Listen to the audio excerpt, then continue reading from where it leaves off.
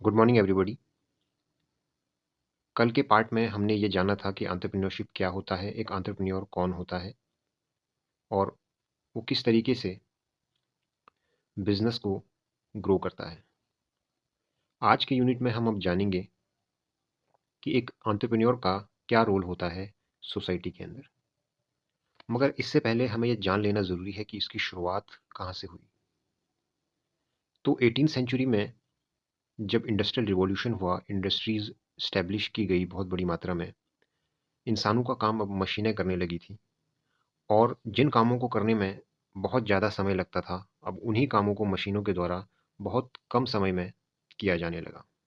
Production बढ़ने लगी तो बाज़ार खुलने लगे और बाज़ार खुलने लगे तो अमीर लोग और अमीर होते गए और गरीब लोग और गरीब होते गए। तो इसमें जो एक विचारक हुए जिनका नाम था कार्ल मार्क्स, वो कैपिटलिज्म यानी पूंजीवाद के बहुत बड़े विरोधी थे और वो पूंजीवाद का विरोध किया करते थे। वो कहते थे कि जो ये पूंजीवादी विचारधारा है, वो समाज को दो हिस्सों में बांट देगी, एक अमीर और एक गरीब। अमीर और अमीर होते चले जाएंगे और गरीब होते चले जाएंगे। मगर अमेरिका जैसा शक्तिशाली देश पूंजीवाद को सपोर्ट करता था और पूंजीवाद को सपोर्ट करते करते अमेरिका एक बहुत शक्तिशाली राष्ट्र बन गया और पूरी दुनिया में उसका ही कंट्रोल होता। डायरेक्टली या इनडायरेक्टली अमेरिका ही पूरी तरीके से विश्व की राजनीति को एक दौर में जो है कंट्रोल किया करता था और अभी भी कुछ हद तक जो है विश्व की राजनीति को अमेरिका कंट्रोल करता है। तो अमेरिका के इतने शक्तिशाली होने के पीछे जो कारण है वो पूंजीवाद है, कैपिटलिज्म है। और कैपिटलिज्म आता है एंटरप्रेन्योरशिप से।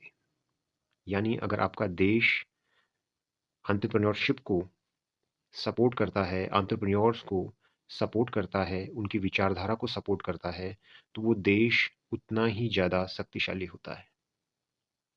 आप देख सकते हैं जैसे गूगल, फेसबुक, माइक्रोसॉफ्ट, ऑरेकल, ये बहुत जो विश्वव्यापी कंपनी हैं, जो मल्टीनेशनल कंपनीज हैं, इनका ओरिजिन जो है अमेरिका से ही होता है। तो अमेरिका एक मायनों में आज के डेट में देखा जाए तो सबसे शक्तिशाली देश है और इसके पीछे कारण है कैपिटलिज्म, पूंजीवाद, या कह सकते हैं दूसरे शब्दों में कि एंटरप्रेन्योरशिप को उसने काफ़ी हद तक बढ़ावा दिया है और उसी को फॉलो करते हुए अन्य देश भी आज विकसित राष्ट्र में तब्दील हो चुके हैं और एक विकसित राष्ट्र के लिए प्रयास कर रहे हैं। भारत उनमें से एक देश है। तो भारत के अंदर भी कैपिटलिज्म है और इसके पीछे कारण यही है कि एंटरप्रेन्योरशिप को यहाँ पे बढ़ावा दिया जाने लगा। एंटरप्रेन्योर को जो है खुली छूट दी जाने लगी। वो प्रोडक्ट कहीं पे भी बना करके कहीं भी बेच सकते हैं। इस प्रकार की जो है उनको छूट मिली हुई है जिसको उदारीकरण कहते हैं। और भारत में जो है मनमोहन सिंह जी ने जो है 1993 में जो है जो लिबरलाइजेशन को लागू किया था, जिसमें पहले क्या होता था कि सरकार के पास कंट्रोल होता था कि वो कोई भी बिजनेसमैन अगर कोई प्रोडक्ट बेच रहा है, बना रहा है, तो उस पे नियंत्रण सरकार का होता था।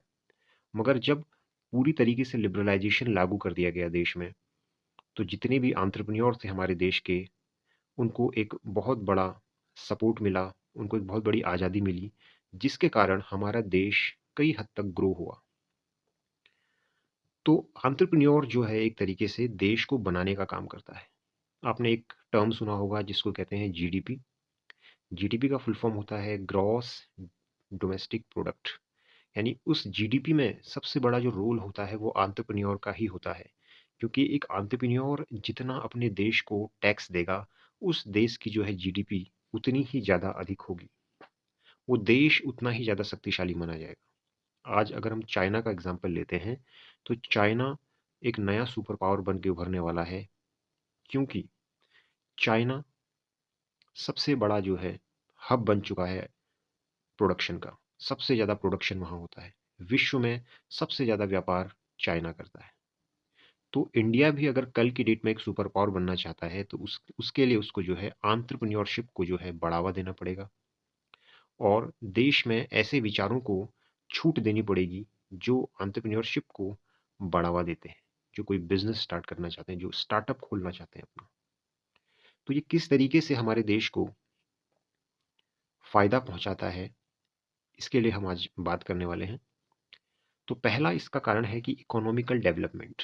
अगर किसी देश में एंटरप्रेन्योरशिप है तो वो देश निश्चित रूप से ग्रो करेगा, मनी का सर्कुलेशन ज़्यादा होगा, लोगों के बीच में मनी सर्कुलेट होगी तो डेवलपमेंट खुद ब खुद होता चला जाएगा।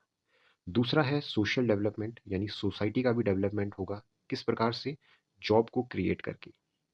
जैसे आपने सुना होगा, जो इन्फोसिस के संस्थापक हैं नारायण मूर्ति, वो एक सॉफ्टवेयर कंपनी के मालिक हैं जो सॉफ्टवेयर का निर्माण करते हैं और सॉफ्टवेयर को बेचते हैं अदर कंपनीज को। तो इससे क्या है कि जब इन्फोसिस के पास अधिक काम आएगा तो वो अधिक लोगों को जॉब पे रखेगा और जिससे जॉब का क्रिएशन होगा और स्टैंडर्ड ऑफ लिविंग जो है लोगों का बढ़ेगा। तो थर्ड पॉइंट इसमें यही है कि इम्प्रूव्ड स्टैंडर्ड ऑफ लिविंग होगा, more availability to live a comfortable life, यानी जो लाइफ होगी हमारी और कंफर्टेबल हो जाएगी।